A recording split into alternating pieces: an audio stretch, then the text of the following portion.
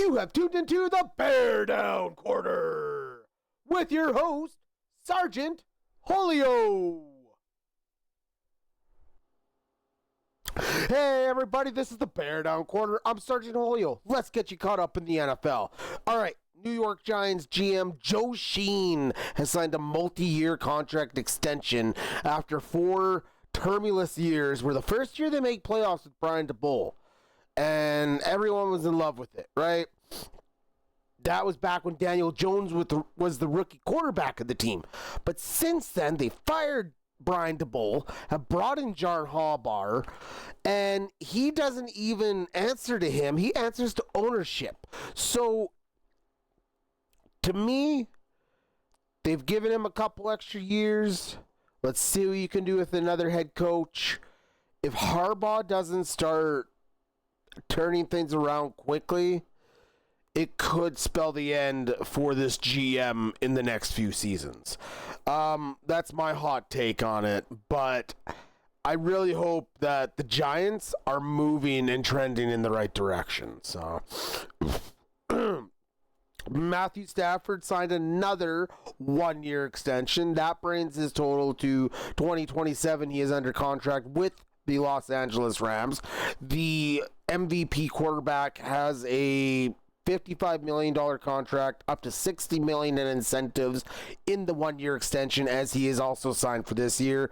And they drafted, let's not forget, Ty Simpson, 15th overall in this last draft, to sit back and to absorb everything, as he is the future and Matthew Stafford is the now.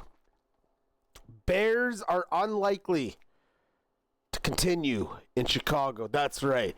You're hearing it here in the BearDown Corner. Most reports out there are stating the Bears are going to be leaving Chicago. Possible places are the suburban areas of Illinois, or most likely going to be Hammond, Indiana, where they have already started pulling out all the red tape, and here's the funding for a brand new dome stadium. Honestly, if we're the Indiana Bears, I don't give a shit. It does not matter to me. They've given Chicago every chance, every opportunity to make a bid to keep this franchise, and they haven't done shit with it. So, you know what? Honestly, I hope they find exactly what they deserve in a brand new stadium, and we're going to still be the Bears. Simple as that.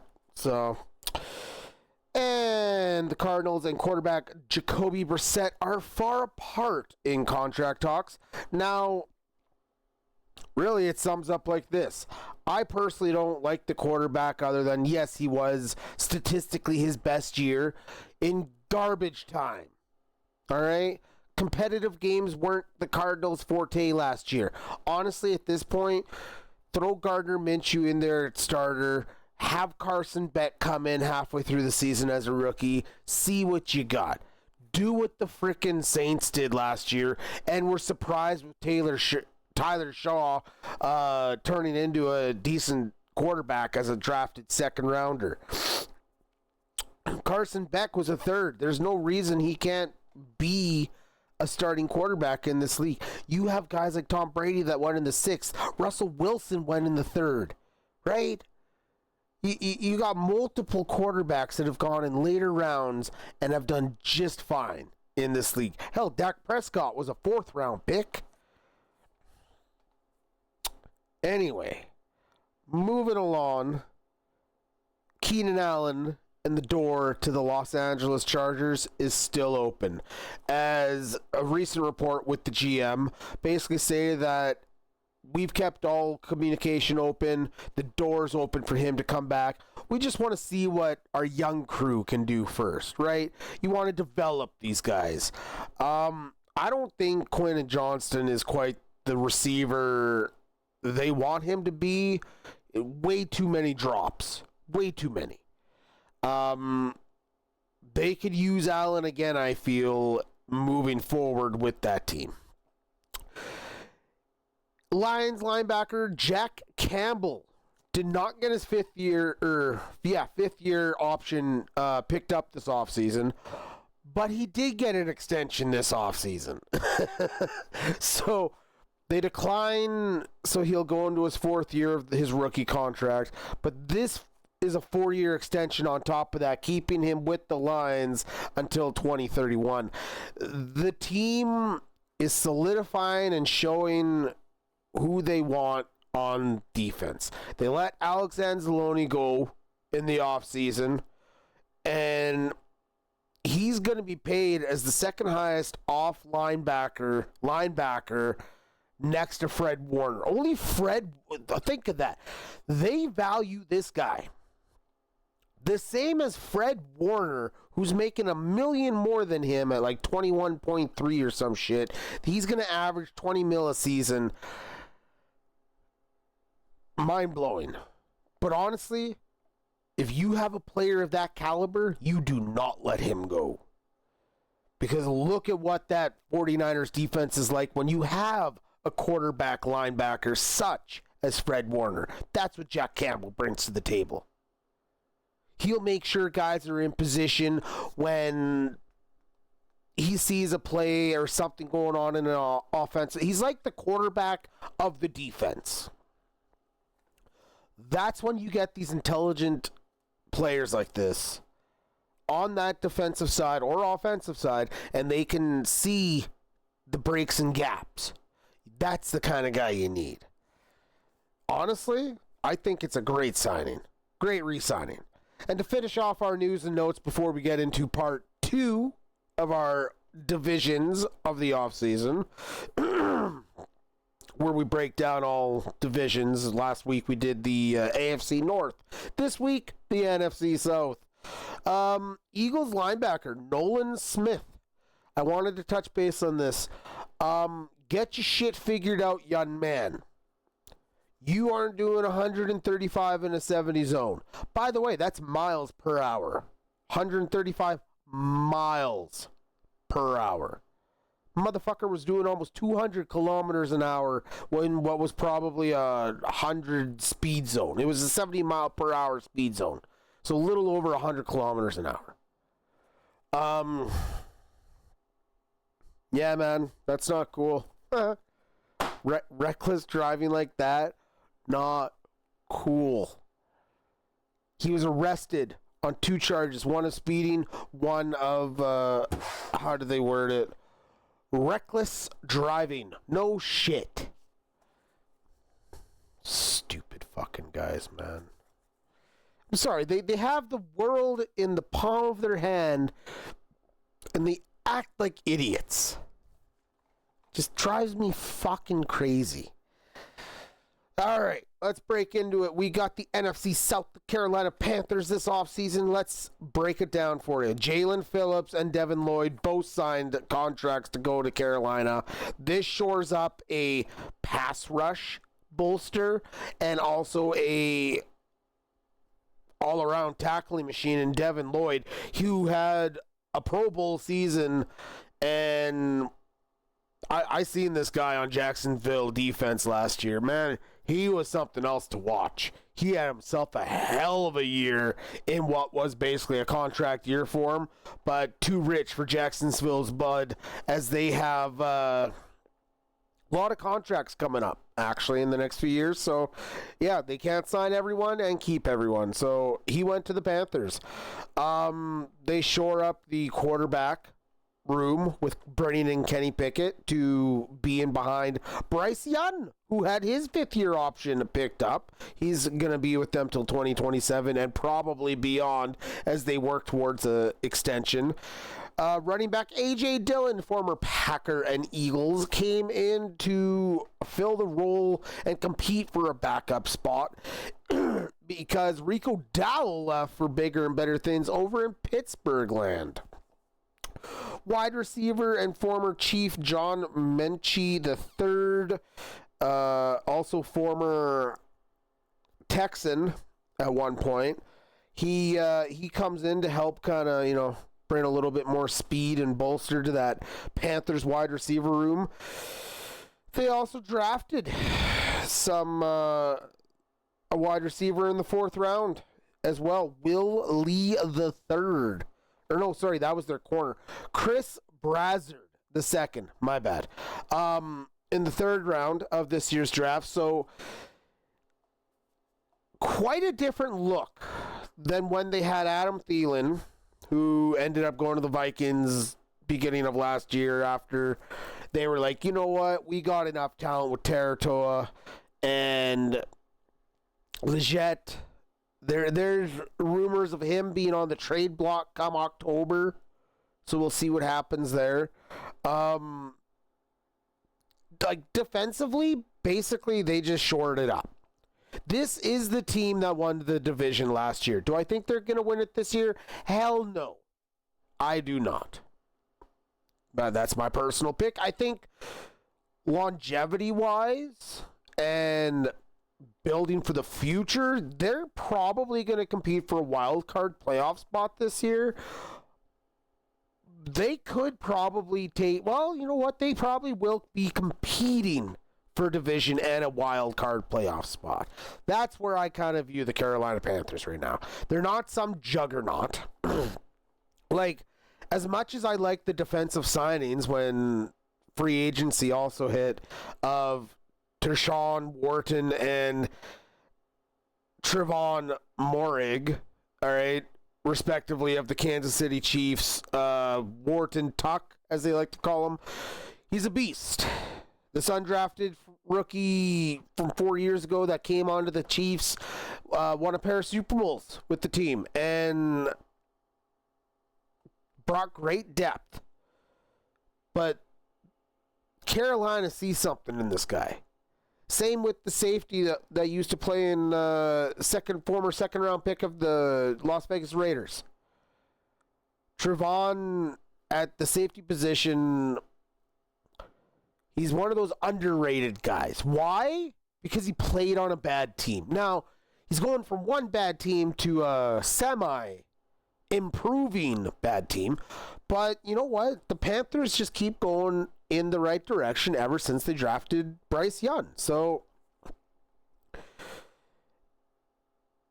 like, they shored up both offensive line and defensive line with Lee Hunters on the defensive side and Monroe Freeway on the offensive line. Like, they're trying and doing all the right things.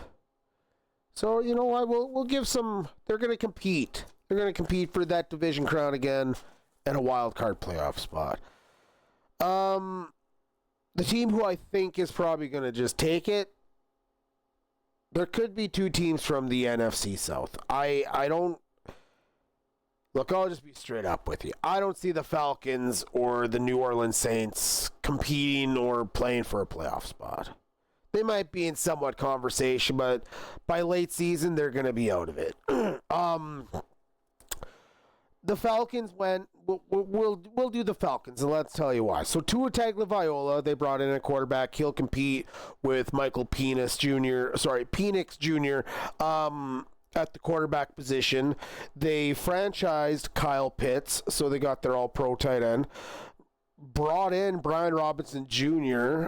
and another dude at running back to help bolster the all-pro talented world running back of Bijan Robinson.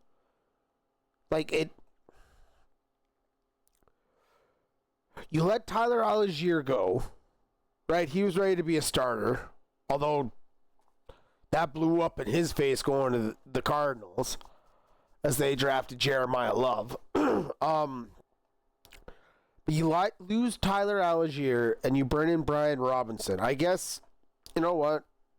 It's a trade-off signing, right? Backup running back. It doesn't jump off the plate for me. That's the thing. Their version of competition is let's take scraps. Not that Brian Robinson is a bad running back, but let's be honest. He's bounced around from Washington to the 49ers last year.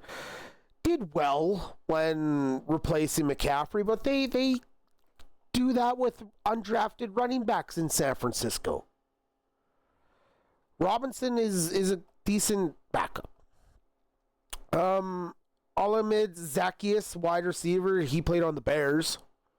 Honestly, he's nothing to jump out about.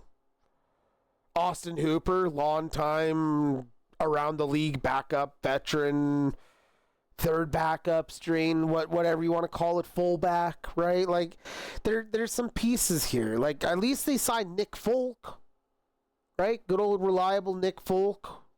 Can kick 40 yards like nobody's business, but anything past, and he's starting to make you wonder if he still has the leg to do it.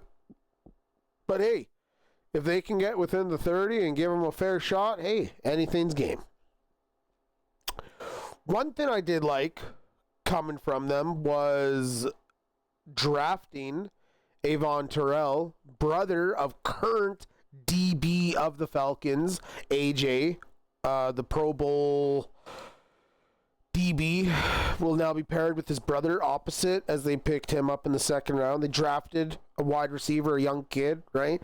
So they're improving pieces. I like Kevin Stefanski being able to mold and grow this thing, because let's be honest, they do have some pieces. They're not completely out there. Like, they did also pick up Sidney Brown, former safety in the Eagles. His twin running back Chase Brown plays for the Bengals, but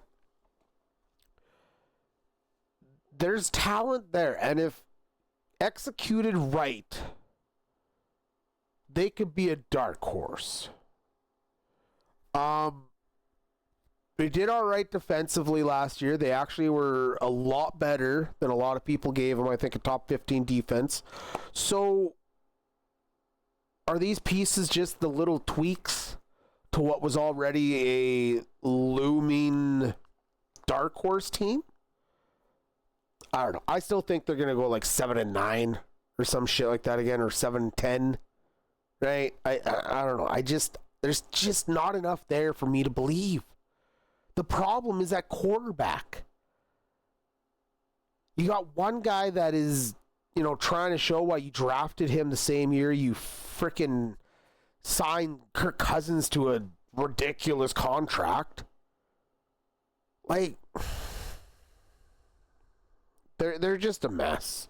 They're a goddamn mess. They haven't been the same Falcons team since Matty Ice retired. Simple as that. Falcons right off. They're not making winning division. Whatever. New Orleans. They signed David Edwards at guard for a 4-year deal. Travis Etienne, or Etienne, as a lot of us knew him before he came out and said that's not how you pronounce my name. And it's Etienne Jr., by the way. Noah Fant at tight end.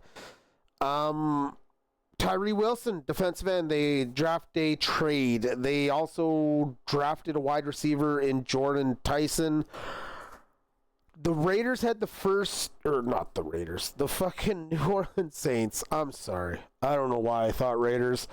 Because that was the draft day trade with Tyree Wilson. That's why. So the New Orleans Saints have a good roster heading into the future. I think they're on the right path. Their head coach, Kellen Moore, former Eagles offensive coordinator, helping them win that Super Bowl just a few years ago. It's going to be a little bit of a work progress, but he has it on the right track. They are a high opportune rebuild team, if that makes sense. So New Orleans for years has restructured contracts and created just a worm cesspool of not being able to fully utilize the salary cap, basically, because they're always restructuring to create more cap space, right? And in recent years, which they are currently going through, it's basically the reset process where you go so deep into it, and then you're like the Cleveland Browns, where your quarterback contract has literally hindered you for the last 4 years. So New Orleans I like. I do like New Orleans. They look very promising. But again, they're not winning division. They're not even in it. They're not in conversation. They draft the wide receiver Jordan Tyson in the first round to replace Raheem Shaheed. And I'm pretty sure earlier in the offseason, they gave a contract extension to Chris Olave, by the way, too. So he'll be there more for the long term.